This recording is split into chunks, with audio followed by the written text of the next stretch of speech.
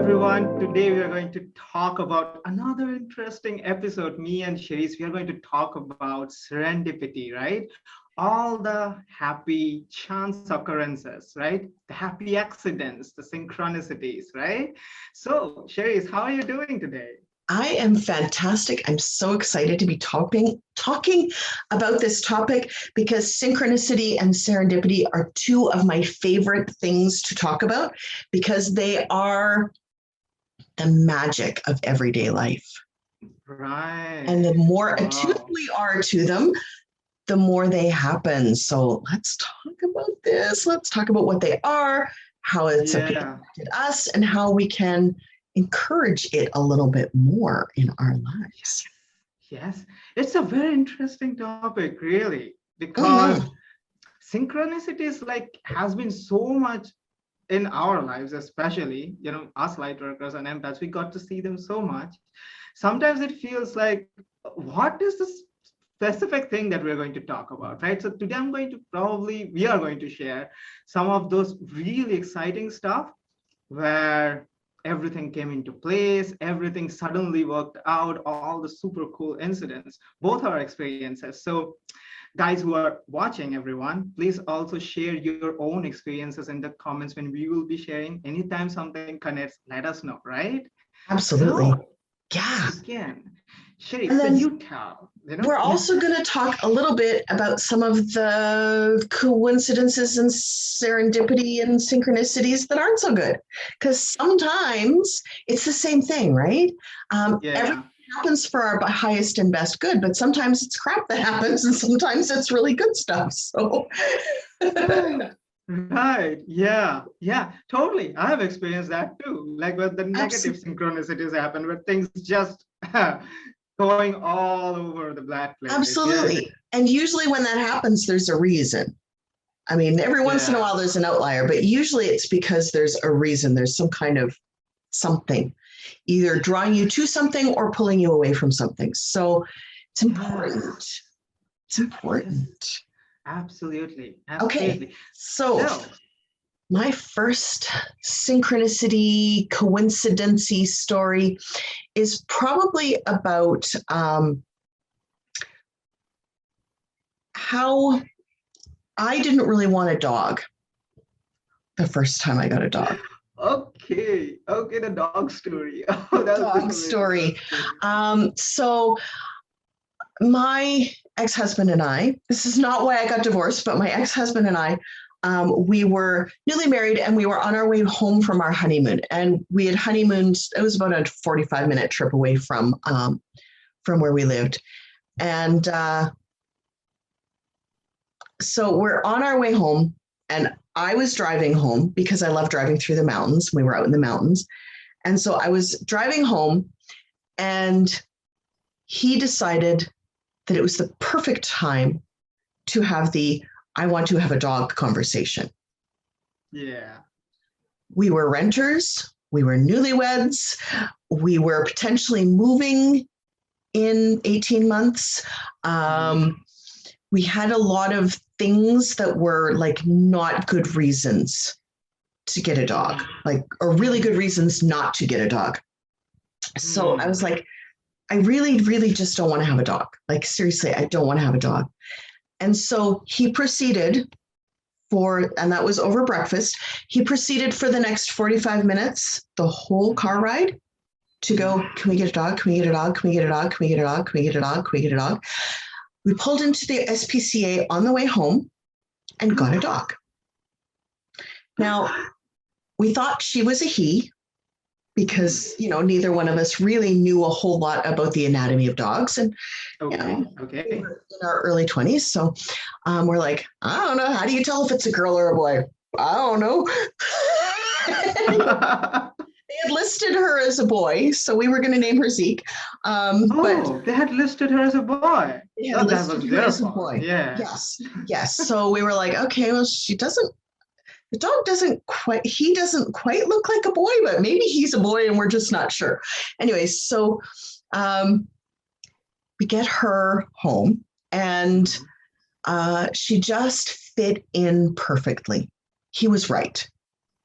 It was a happy coincidence that she was the dog that was hiding in the corner at the kennel and calling to us emotionally. And she was the perfect dog for us.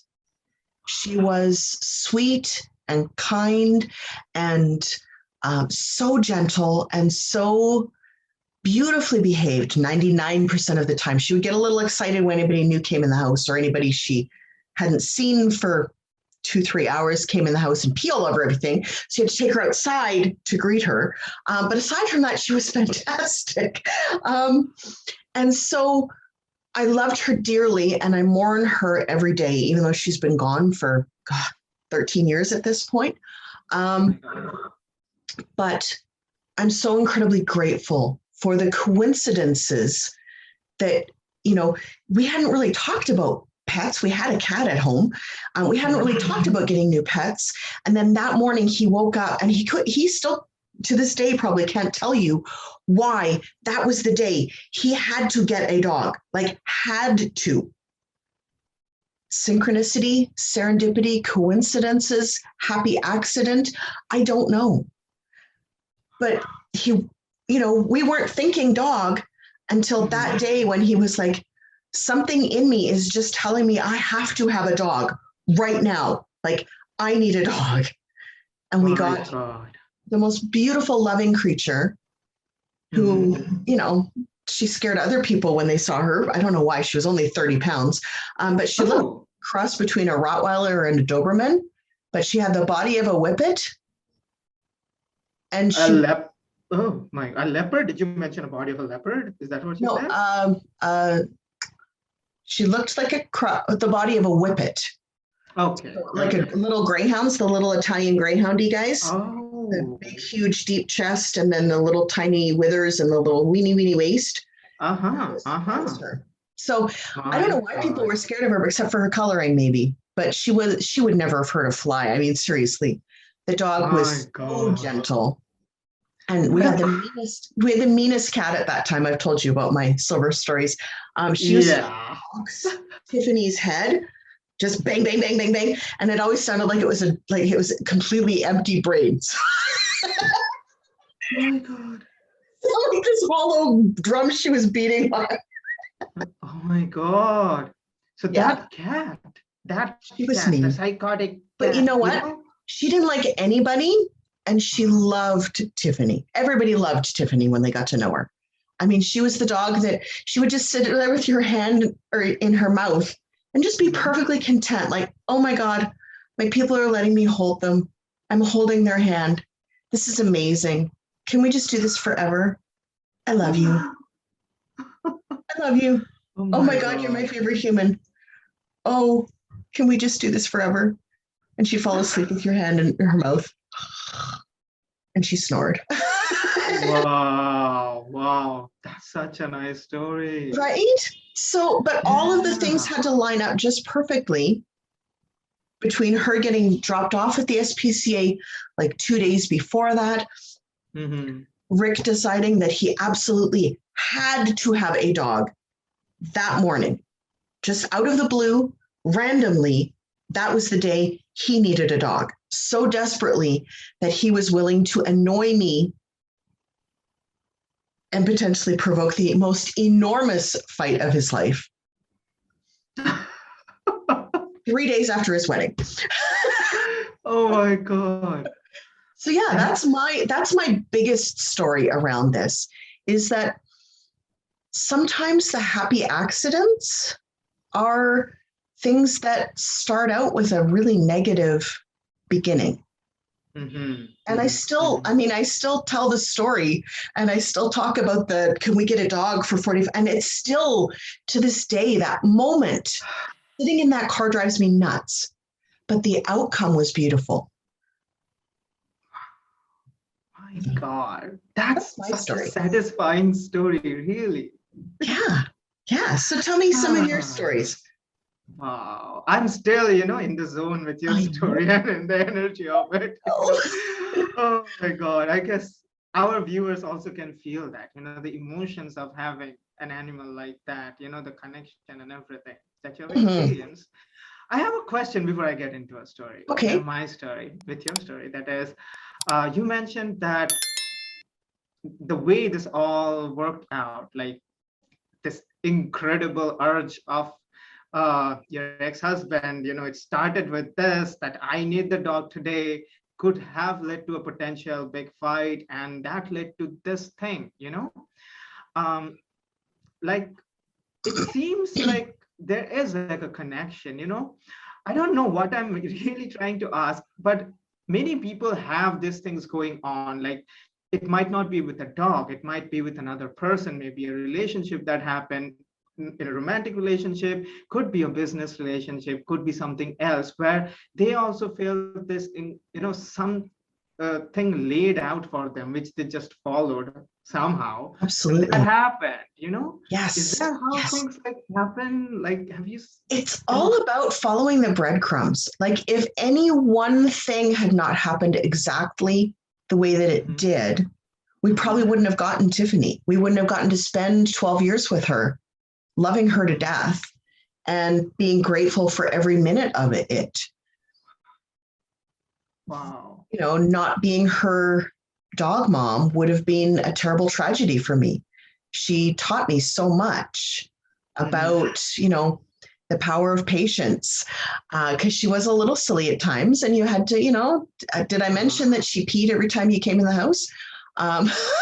So you had, she taught me to, take a moment whenever I needed it. She taught me to, and I was, early 20s, you're a little selfish still in your early 20s. So she taught me to put her needs ahead of mine, to not just run into the house and then have her pee all over everything, but to actually bring her out and let her pee outside so she could get all excited and jump all over you and pee all over her legs and be excited. And bring her in the house and have her be calm at that point because she was comfortable again. She had gotten over the excitement of it. Oh my God. And then, that experience changed me, and it wouldn't have changed me if I hadn't had it. I can totally relate. I don't know how, but I can relate. I did not have a pet, but I still can relate. Oh my God. I guess a lot of our viewers can relate to, maybe with your pets, to the viewers I'm asking. So please let us know in the comments, something similar happened to you like Sherisse had, maybe with your pet or with a person or something, any connect that you can find with the synchronicities, the serendipity events, right? Please let us know in the comments. Absolutely. I'd love to read your comments. Sometimes it looks like getting fired or downsized or whatever, and then finding the perfect job after that. Maybe it looks like struggling for 2-3 years in a terrible job and then getting offered your dream job just out of the blue, randomly. Yeah, I know that. In an industry that you maybe left. Maybe that actually happened to me. Sometimes it looks like agreeing to go out with a girlfriend or a guy friend and meeting the person who's meant to change your life. Maybe that's a partner, maybe that is a mentor, maybe it's just a new best friend, whatever, right? Maybe it's a negative experience that's meant to change your life. You agree to go out with your girlfriend, you meet this doofenshmirtz who wrecks, who like messes with your mind in some way. Maybe that's the only time you see them, or maybe they end up in your orbit somehow, and it's a negative experience, but it still brings you to a higher knowledge of yourself. And that's still a coincidence and serendipity and synchronicity at work, just in the opposite way, which we're going to talk about. So tell me some of your stories, because I've told you 3. I know. Okay. I always find very hard to share my stories, because there are so many events that I probably want to talk about. I don't know which one to pick and choose. I have some. The one that I've been thinking for quite some time, it's a weird one. Everything is weird about me. So what does it matter? Weird ones. Let's go with the weirdest one, because those are really fun. all are equally weird. But this one was, if this one I particularly choose is because this is probably my first experience of serendipity or synchronicity, uh, probably what I can see in my earliest memory. This is probably is the one which is like a significant thing that happened. Okay, a lot of things I have to share. I'm a very private person. For me, it's very hard to share stuff about me. Okay, I know. every time it's like, oh, it's like okay, I have to go deep and have to be comfortable and vulnerable to the whole world that I'm taking this out. Okay, let's try. I used to be, if I probably talked about this many times in my other videos, but I always has been and still am. But when I was a kid, especially, I used to be a very introverted, shy kind of a person, and empaths and lightworkers have this kind of a thing going on where in their childhood, they do not form a lot of good connections. And so especially I had friends till a certain point of time. I had a very great childhood till I was in sixth standard. After sixth standard, I went to a particular school which I absolutely hated. I still hate it. I had a huge amount of traumatic experience from that particular school. Wasn't from 6th to 10th standard in that school, and I had no friends till the entire journey. There were certain friends who I. This is so hard to talk about this because some friends who were probably around me, I could not ever call them friends, as in because I had a very good definition of what a friend really is. Somebody is like a Sherlock Watson kind of a thing, a duo or something like that thing. You take care of stuff. You are a real thing. But friends who were friends, they were just on a superficial level. They were the very same ones who would bully me, and they were not friends. For me, it was a devastating thing to realize that the romantic imaginary definition of a friend that I have does not exist in this world at that time. And I came at this, I know I'm taking a lot of time coming at this point. I told my Tiffany story for a while, so you tell this one. I'll come at the incredible synchronicity, which is super cool.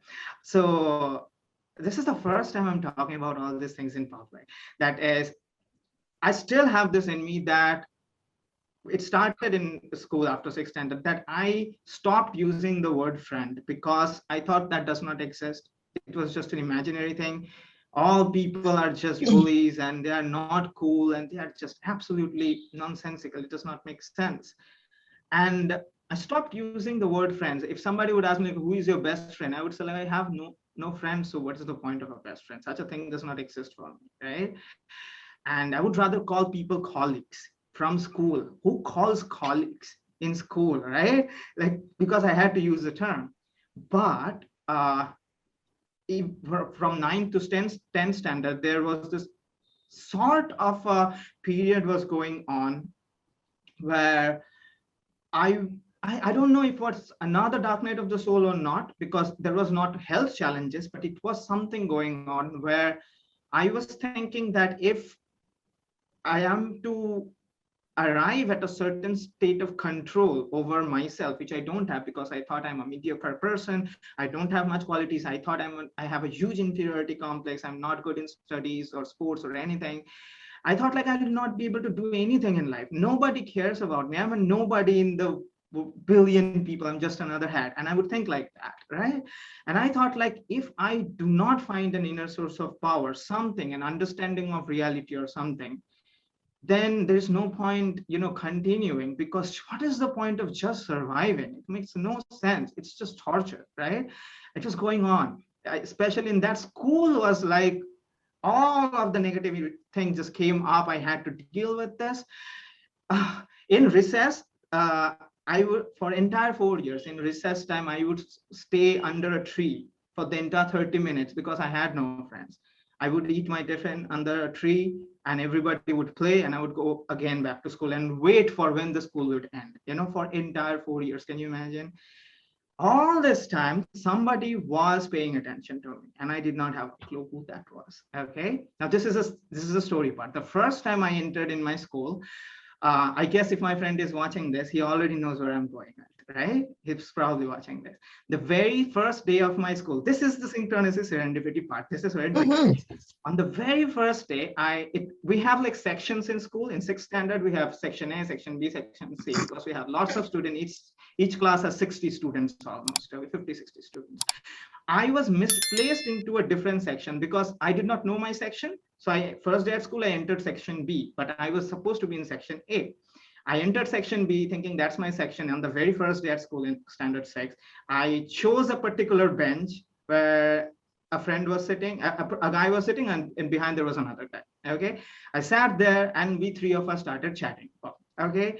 And two of them were chatting up. And with that one particular guy, I was feeling really comfortable. Suddenly I started feeling like, oh, this probably could be a nice school, you know? But while I was feeling all good and the recess came, I entered back again. Next session, a teacher comes and tells me, you know, this is not your section. You have to move to a different. I was like, man, I was really enjoying my time. I thought this is going to be a fun day. They moved me to that one section where I had all the traumatic moments of my life for the 4 years. Very first day I got bullied. I literally cried on the very first day. Some people just started making fun of me. When I started crying, that was the first time I ever cried in a public place, okay? Because there was so much emotional thing going on. It was very hard for me to observe that, dude, I'm crying. I'm like super vulnerable as a dude. This is not something you're supposed to do. It hurts your male ego and stuff, right? And so it was hard.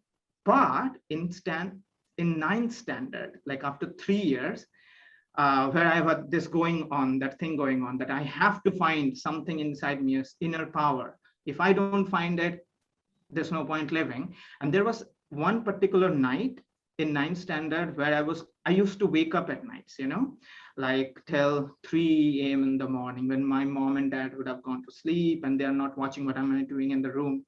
I would stay till 3 a.m. Wake up till 3 a.m. in the night from 12 to 3. And I would think, what is reality? What can I do about it? How thing works all by myself, you know? And I tried and tried and tried so hard, but I could not find the answer that I was looking for. And I gave myself a deadline that if I do not find my answer by a particular deadline, this is getting so hard for me. And it would hurt my head thinking every time when I would overthink. If I do not arrive at my answer at that time, I would surrender, I would give up. Just thinking of surrender would scare. You know about that jump thing that we talk about, right? But I tried my best test. It did not work. I did not find my key. I would call it the key that would open the lock of reality, you know? I did not find my key. And the day came and I thought like, okay, I have to surrender. I'm not going to try to find it ever again. Whatever that I'm trying to find, I'm just going to live as a normal individual without any sense of purpose. Nothing. My life is going to be absolute nonsense till I grow old and die. I have nothing to look forward in life, but since I cannot kill myself, this is the way to go, right? Oh my goodness. Yeah. People who are watching this, they might be thinking that, you know, a kid thinking on those terms, that is how it was. I guess a lot of people also can relate because many of us has been through things like that. I think there's a lot of us who have been through that experience when we're young, where life just feels completely hopeless. And for those who hear of child suicide and think, how could a child know that? Right. I was kind of in that space that you were at by like grade 1. So, oh my God. It absolutely, you can have those moments no matter how young you are. So keep going though, because I know there's a good ending. Yeah. Now there comes the good ending, right? So that day, this is the serendipity part, connecting the second point, right? That very night where I gave up, like I end my fight. I'm ready to live the normal life. And for me, when I was going, the next morning came thinking that I have to again go to the school bus, same nonsense will begin. I'm like, okay, come at me, world, come at me, kill me, whatever you're gonna do to me. I'm not going to fight anymore. I've given up. It hurts, but I'm not going to fight. I sat in my school bus. It was hot as hell, and I'm like, this is it. You can't imagine what happened on that very day. That friend whom I sat with on 6th standard in the wrong class, in the wrong place. 4 years earlier. Yeah. Actually, 3 years earlier. 3 years earlier. 4 years, like still standard 10. I was in skill. After 10th standard, I was not in that particular. But it happened in ninth standard. So we had 1 year of time for that friendship. So he was in that same bus all the time. That particular day, he would just sit beside me, and I started a chat, normal chat. Because I knew him. He was not in my class, so we did not talk much. But he was a happy-go-lucky kind of a person. He had this cheerful energy going on all the time. So I started when we're talking about, we had a physics exam. So I was asking, can you tell me the definition of something like this?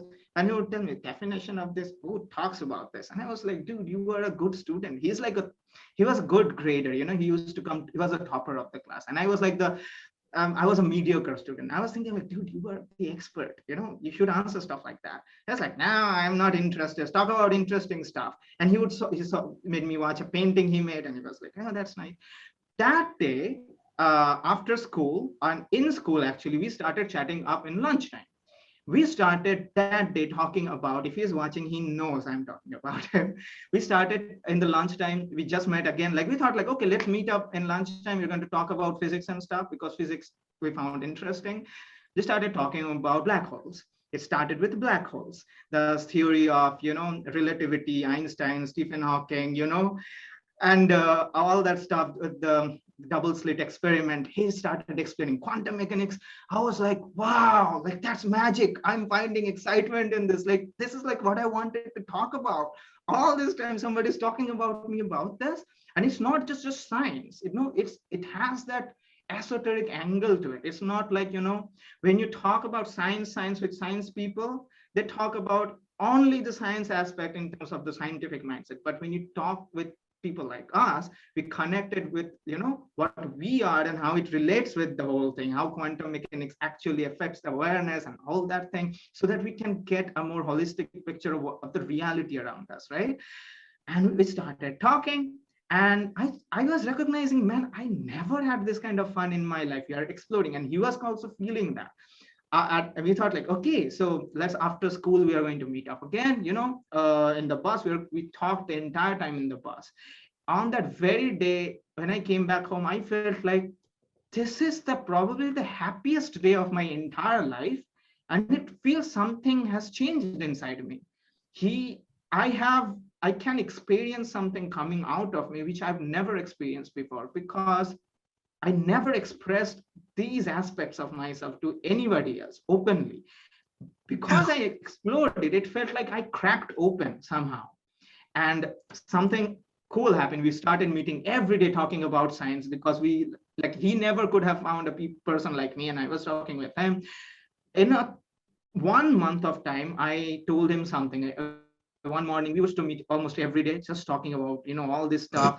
At that time, we were talking about even spiritual stuff, how to bring people back from the dead, stuff like that with lightning and this crazy stuff. Okay, we are going nuts with everything, auras and everything. So on the 30th day, almost about a month of, chatting every day about this, I told him something that, dude, someone has died. In the morning, I meet him up in the school and told him, dude, someone has died. He's like, yes, I know. I'm like, do you know who has died? Like, yes, you have died.